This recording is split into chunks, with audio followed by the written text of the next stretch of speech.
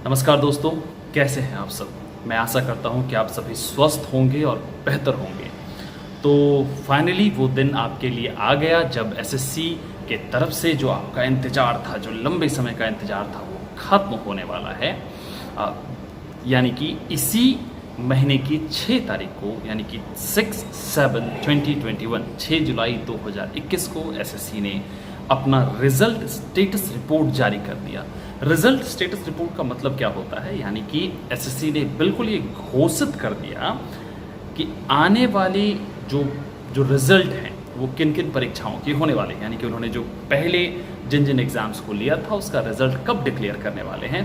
तो अब एसएससी, एसएचटी, जीएचटी का जो रिजल्ट है वो भी इसी महीने के मात्र आज से 4 दिनों के बाद 15 जुलाई को डिक्लेयर हो रहा है। तो बिल्कुल ये बहुत बड़ी खुशखबरी है आप सब लोगों के लिए, क्योंकि बहुत सारे लोग लंबे समय से इंतज़ार कर रहे थे और मैंने भी कई बार अपने वीडियो में इस बात की घोषणा की थी, अनुमान भी लगाया था और बार बार आपसे कहा था कि संभव है कि मिड जुलाई तक आपका रिज़ल्ट आ जाएगा। और बिल्कुल उस मायने से मेरी बात बिल्कुल सही हुई कि मिड जुलाई 15 तारीख को आपका रिज़ल्ट जो है वो आने वाला है। तो बिल्कुल इसके लिए तैयार हो जाइए। लेकिन आज का ये जो वीडियो है वो बहुत ख़ास होने वाला है। ख़ास उन सब के लिए, सबसे पहले तो मेरी तरफ से उन तमाम लोगों को मेरी बिल्कुल शुभकामनाएं हैं कि रिज़ल्ट में आपका नाम बिल्कुल सिलेक्शन लिस्ट में आए। और मैं चाहूँगा कि आप सब लोग, जो भी मेरे व्यूअर्स हैं, वो तमाम लोग जो है इसमें क्वालिफाई हो। और मेरी दिली तमन्ना है कि जो कुछ भी मैंने आपके लिए अब तक वीडियोस बनाया है उससे आपको सहायता पहुंची होगी और इसका परिणाम मैं इस बार के रिज़ल्ट में देख पाऊंगा, तो मुझे इसकी बेहद खुशी होगी। लेकिन आज का ये जो वीडियो है उन सभी लोगों के लिए है जो डीवी के लिए क्वालिफाई करने वाले हैं। यानी कि डीवी में किन किन बातों का ख्याल रखना है, ये मैं हालांकि डीवी पर एक बहुत डिटेल वीडियो बाद में बनाने वाला हूं, जब रिज़ल्ट आपका डिक्लेयर हो जाए, वो लिस्ट आ जाए कि कितने सारे लोग डीवी के लिए जा रहे हैं। और डीवी का जब डेट डिक्लेयर हो जाएगा मैं उसके बाद एक और डिटेल वीडियो बनाऊंगा। लेकिन आज क्योंकि आपके पास समय की अब कमी हो गई है, अब कमी यानी कि आपके पास बहुत कम समय है कुछ खास चीज़ों के प्रिपरेशन के लिए।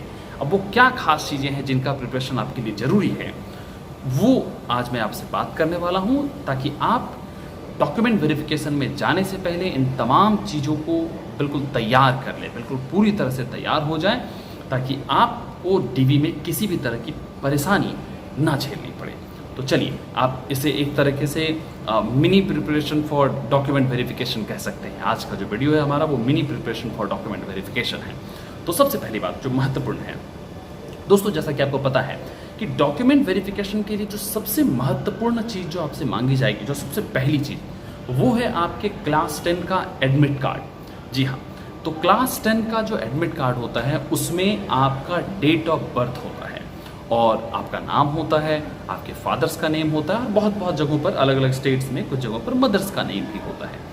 तो ये सबसे पहले कंपलसरी है कि आपके क्लास 10 के डॉक्यूमेंट, यानी कि जो एडमिट कार्ड है, उसमें किसी भी प्रकार की कोई भी गलती ना हो। ये बहुत ज़रूरी है कि उसमें किसी भी प्रकार का कोई दोष, कोई गलती ना हो, क्योंकि अगर उसमें किसी भी प्रकार की गलती होती है तो आप बहुत बड़ी समस्या में फंस सकते हैं।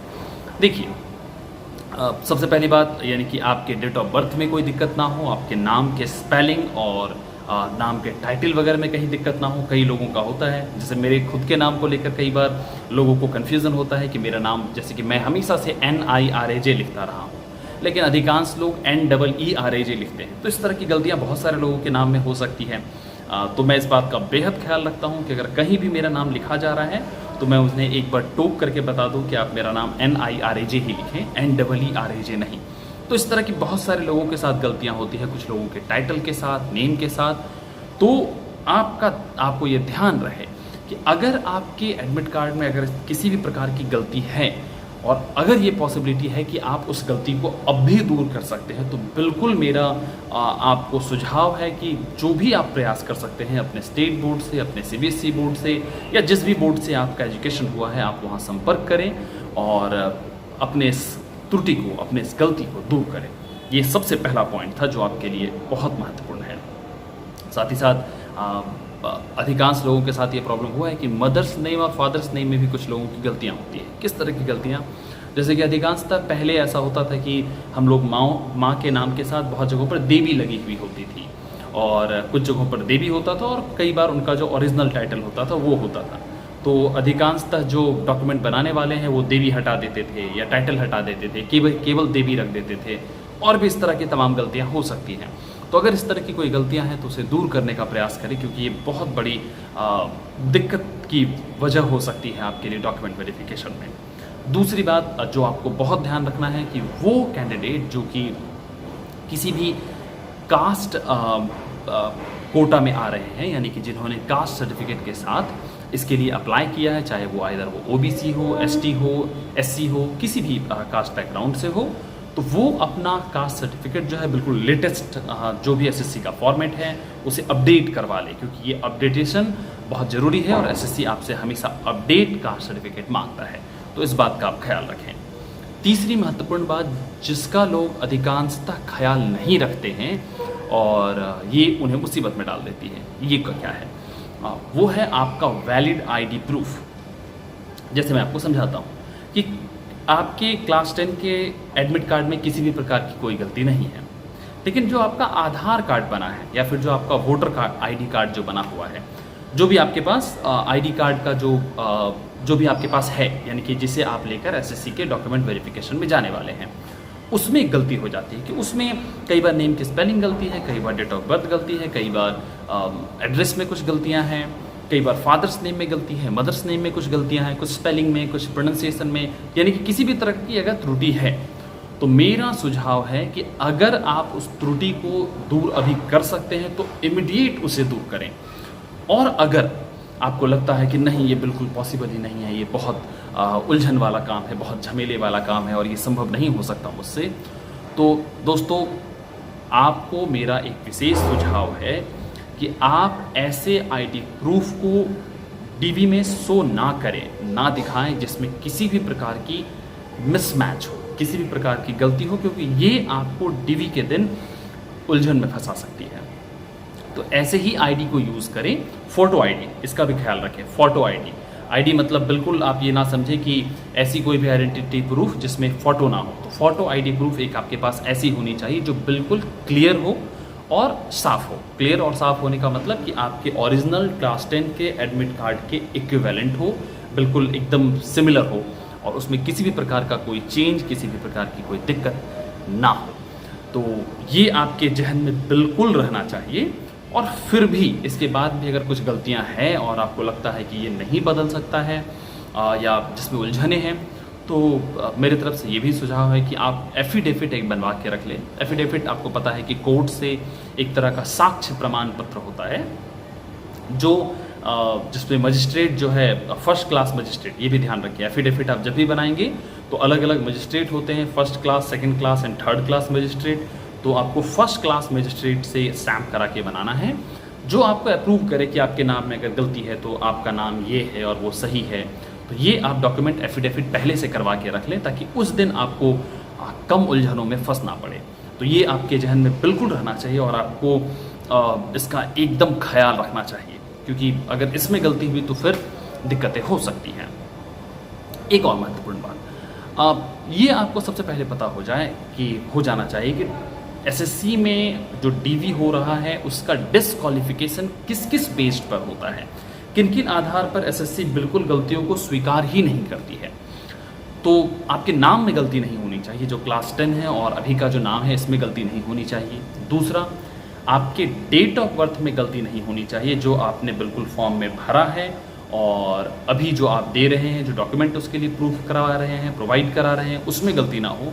क्योंकि अगर ये गलती होती है तो एसएससी को लगता है कि ये उनके साथ छल किया गया है, धोखा किया गया है और आपने किसी तरह का एक क्राइम किया है अपने एज को छुपाने का, अपने एज को बढ़ाने घटाने का। तो इस गलती को बिल्कुल बर्दाश्त नहीं किया जाता है। तीसरी बात, आपके पास जितने भी एजुकेशन क्वालिफिकेशन की जो मांग की गई है वो एसएससी के कट ऑफ डेट के पहले की होनी चाहिए। यानी कि आपको पता है कि 1 जनवरी इसका कट ऑफ डेट है, तो जितने भी आपके पास डॉक्यूमेंट है वो सब 1 जनवरी के पहले के हो, ये आपको बिल्कुल ध्यान रहे। तो अगर इसमें अगर कोई गलती होती है तो एसएससी इसे कंसिडर नहीं करती है।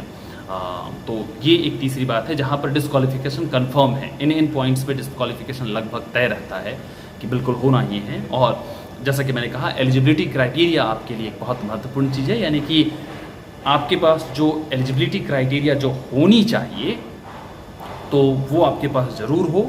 मैंने एलिजिबिलिटी क्राइटेरिया पर ऑलरेडी पहले एक वीडियो बनाया है, तो आप इस वीडियो को ज़रूर देखें, एलिजिबिलिटी क्राइटेरिया की वीडियो को। अगर अभी भी आपके मन में किसी भी प्रकार का एलिजिबिलिटी को लेकर कन्फ्यूज़न है तो आप इस वीडियो को देखें और आपका ये कन्फ्यूज़न जो है वो दूर हो जाएगा। तो इसका भी ख्याल रखें। तो इसके साथ साथ एक महत्वपूर्ण बात और है जो आपको अभी, दोस्तों मतलब मैं मानकर चल रहा हूँ कि डीवी अभी से कुछ समय बाद होने वाला है। हो सकता है इसके लिए आपको 2 महीने, 2.5 महीने, 3 महीने का समय मिल जाए, हो सकता है। तो आप बिल्कुल प्रिपेयर रहें, क्योंकि इन तमाम गलतियों को सुधारने में थोड़ा समय लगता है। तो इसलिए मैं आपके लिए ये मिनी डॉक्यूमेंट वेरिफिकेशन वीडियो इसीलिए पहले ला रहा हूँ, ताकि आप इन चीज़ों को पहले प्रिपेयर कर लें। डॉक्यूमेंट के वेरिफिकेशन के दिन या उस समय क्या करना है, मैं उस पर एक और वीडियो बनाने वाला हूँ, लेकिन पहले इन बातों को अभी से इसकी तैयारी शुरू करते हैं। एक और महत्वपूर्ण बात, कई ऐसे छात्र हैं जिनकी डिग्री कंप्लीट हो गई, लेकिन क्योंकि यूनिवर्सिटी अभी बंद है, यूनिवर्सिटी प्रॉपरली खुल नहीं रही है, जो यूजीसी का रूल है, और ड्यू टू कोविड के कारण जो है अलग अलग जगहों पर जो इंस्टीट्यूशन रन नहीं कर रहे हैं फिजिकल फॉर्म में, तो वहाँ एक प्रॉब्लम हुई है। प्रॉब्लम ये है कि उनका मार्कशीट तो आ गया है, लेकिन उन्हें अब तक कोई सर्टिफिकेट नहीं मिला है। तो मेरा उनसे रिक्वेस्ट है कि एटलीस्ट अगर आपको फाइनल सर्टिफिकेट नहीं मिल रहा है तो एटलीस्ट आप प्रोविजनल सर्टिफिकेट, यानी कि वो सर्टिफिकेट जो इनिशियली आपको एसएससी प्रोवाइड कराती है, उस प्रोविजनल सर्टिफिकेट को तो बिल्कुल आप अपने यूनिवर्सिटी से, अपने कॉलेज से डिमांड कर लें, क्योंकि इसके बिना आप एग्ज़ाम यानी कि डॉक्यूमेंट वेरिफिकेशन क्लियर नहीं कर सकते हैं। तो बिल्कुल आपके पास अभी समय है, आप अपने यूनिवर्सिटी को लेटर लिखें, मेल करें, या जो भी आपके यहाँ प्रोसीजर है आप उस प्रोसीजर को फॉलो करें और अपने प्रोविजनल सर्टिफिकेट का डिमांड करें, क्योंकि इसके बिना आप डॉक्यूमेंट वेरिफिकेशन में आपको सीधे तौर पर डिस्क्वालीफाई कर दिया जाएगा। तो ये कुछ महत्वपूर्ण बातें हैं जिसको आपको अभी से ख्याल रखना है, जिसके लिए आपको 2-3 महीने के समय की आवश्यकता है। तो बिल्कुल इन तमाम चीज़ों को आज ही अपने फाइल निकालें और सारी चीज़ों को चेक करें, रीचेक करें और मैचअप करें, और कहीं भी किसी प्रकार की गलती है तो उसे सुधारने की इमीडिएट कोशिश करें। तो आशा करता हूँ कि आपको ये मेरी बात जो मैंने बताया वो बिल्कुल समझ में आई होगी। और महत्वपूर्ण बात कि जैसा कि मैंने आपको पहले कहा था कि मैंने एलिजिबिलिटी क्राइटेरिया जो सेलेक्शन रिजल्ट के लिए जो कट ऑफ क्या हो सकता है, क्योंकि अधिकांश लोगों का अब भी मेरे पास अब मैसेज आना स्टार्ट हो गया है कि भैया रिजल्ट आने वाला है, सर रिजल्ट आने वाला है, क्या कट ऑफ हो सकता है। तो मैंने ऑलरेडी कट ऑफ पर 2 वीडियो बनाए हैं। ये 2 वीडियो आपके सामने अभी उसके फोटोग्राफ्स आ रहे हैं, आप इन दोनों वीडियो को जाकर देखिए। मैंने डिटेल तरीके से पिछले 2 सालों के पेपर यानी कि एग्ज़ाम रिजल्ट को कंपेयर करते हुए इस साल का एक्सपेक्टेड कट ऑफ क्या हो सकता है, मैंने वो बताने की कोशिश की है। और मैं उम्मीद करता हूँ कि रिज़ल्ट डेट के जैसे ही मेरी ये कट ऑफ का जो अनुमान है वो भी सही होगा और उसके अप्रॉक्स होगा। तो बिल्कुल आप इस कट ऑफ वाले वीडियो को देखें ताकि आपको और क्लियर हो जाए कि आपका रिज़ल्ट कहाँ होने वाला है और कैसा होने वाला है, और आप सिलेक्शन लिस्ट में बिल्कुल कहाँ ठहरने वाले हैं। तो उम्मीद करता हूँ कि आपको ये वीडियो समझ में आया होगा। इसके बाद भी जिनके मन में किसी भी प्रकार का कन्फ्यूज़न है, मैं अपना इंस्टाग्राम आईडी नीचे दे रहा हूँ, आप मुझे वहाँ पर डीएम कर सकते हैं और मुझसे अपने सवाल जो है टेक्स्ट में पूछ सकते हैं। दोस्तों मुझसे कई लोगों ने मेरा कॉन्टैक्ट नंबर मांगने की कोशिश की है, तो आपको मैं बता दूं कि मेरा जो डेली रूटीन है वो बहुत व्यस्त है, तो मैं कॉल पर बात नहीं कर सकता। आप मुझे डीएम करें, मैं बिल्कुल सुविधा अनुसार आपके जो भी प्रश्न है उसका उत्तर दूंगा। तो इसका ख्याल रखें। मैं अपना फेसबुक पेज का लिंक भी इस वीडियो के डिस्क्रिप्शन बॉक्स में अवेलेबल करवा दूंगा, आप वहाँ भी मुझे टेक्स्ट कर सकते हो और जो भी आपके पास जो क्वेश्चंस हैं वो मुझसे पूछ सकते हैं। तो फिलहाल के लिए इतना ही। अपना प्यार दिखाते रहें और मेरे साथ जुड़े रहें। बहुत बहुत शुक्रिया, धन्यवाद आपका।